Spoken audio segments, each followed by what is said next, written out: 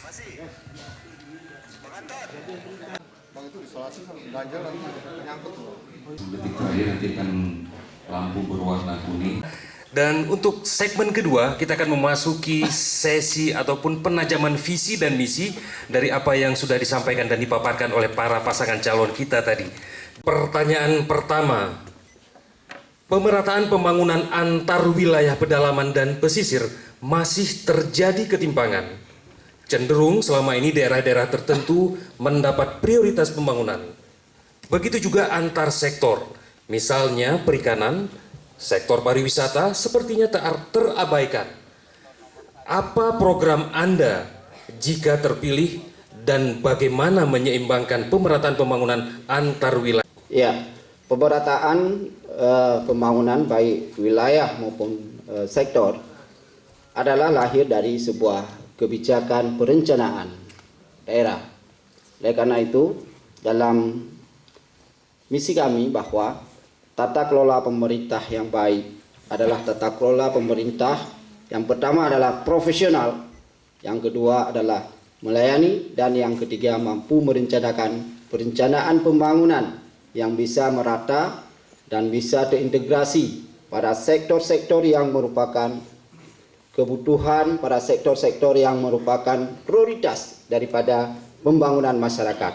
Oleh karena itu, pasangan kita insyaallah kalau terpilih, profesionalisme dan perencanaan pembangunan menjadi jawaban untuk pemerataan pembangunan di seluruh wilayah Aceh Besar.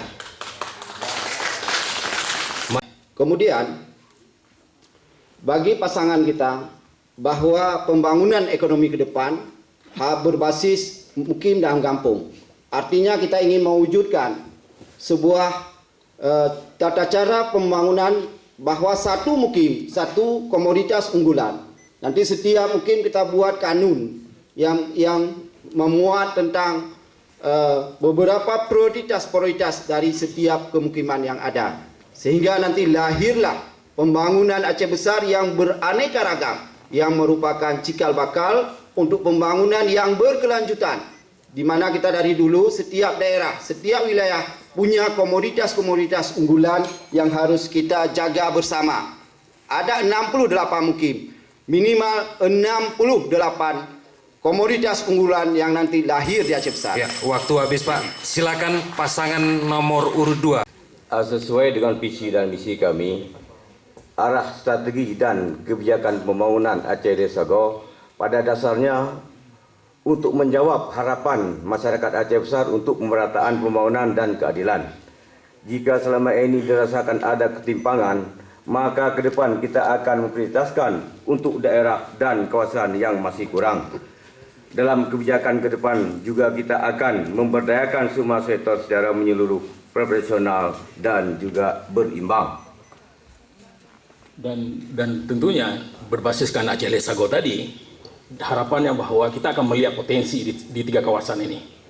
Misalnya di Sago U22 misalnya, bahwa Sago Indrapuri ini bisa menjadi yang berbasiskan adalah agraris misalnya.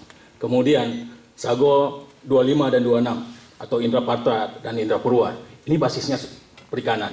Jadi bagaimana kedua potensi ini, baik perikanan, maritim, ya, maupun pertanian agraris, ini menjadi potensi yang mesti digarap. Dan tentunya kita akan membangun sentra-sentra. Artinya ada sentra pertanian, di kedua wilayah yang lainnya itu menjadi sentra, misalnya seperti mulai dari Longa sampai ke Long, ini menjadi sentra perikanan tangkapan. Untuk dari Bait misalnya sampai ke Lamreh, ini bisa menjadi sentra perikanan budidaya. Karena apa? Karena potensi nehun tambak di sana luar biasa luas. Dan ada 3 hal yang ini sangat penting sebenarnya. Kita ingin mengarahkan berbagai potensi Aceh Besar ini pada titik pertumbuhan ekonomi. Jadi Lambaro ini menjadi sentra terhadap titik pertumbuhan ekonomi ke depan. Dan hari ini sudah dilakukan. Begitu juga untuk wilayah sana itu ada Tungkup, dan sebelah 25, kawasan 25 itu ada Simpang Rima Braden. Harapan 3 ini menjadi titik pertumbuhan ekonomi baru ke depan.